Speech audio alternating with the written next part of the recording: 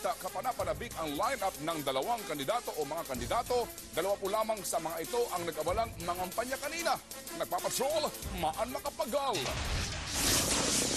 Madaling araw pa lang, tinadtad na ng campaign posters ng mga taga-suporta ni Manila Mayor Alfredo Lim ang mga plaza sa Tondo at Binondo.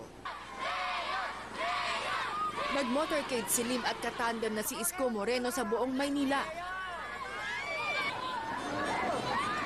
Ang katunggali namang si dating Mayor Lito Atienza at mga katiket, nagsimba muna sa Santo Niño Church bago nag-motorcade. Namigay pa sila ng malunggay chips at t-shirt sa mga bata na may mukha ni Atienza.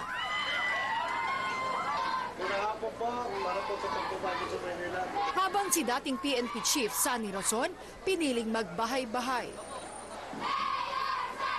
Pero hindi pa man simula ang kampanya, nagkairingan na ang kampo ni Lim at Atienza dahil sa isyu ng tanggalan ng poster. Agad nagpatutsada si Atienza kay Lim.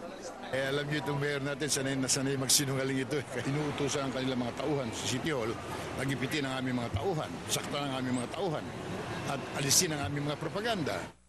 Buwelta naman ni Lim at Isko. Palagay ko siya sinungaling eh. Hindi mo nakikita mo, dami-dami nilang poster. Kami nga ang wala eh.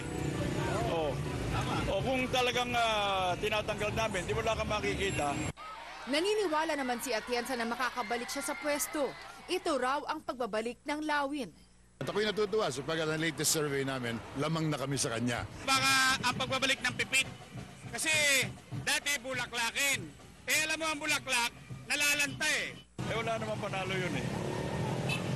Hindi na siya pwede mandaya ngayon.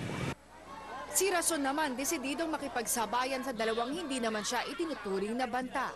It gives me more reason para lalo kong galingan ang aking kampanya at ipakita sa aking mga katunggali na sila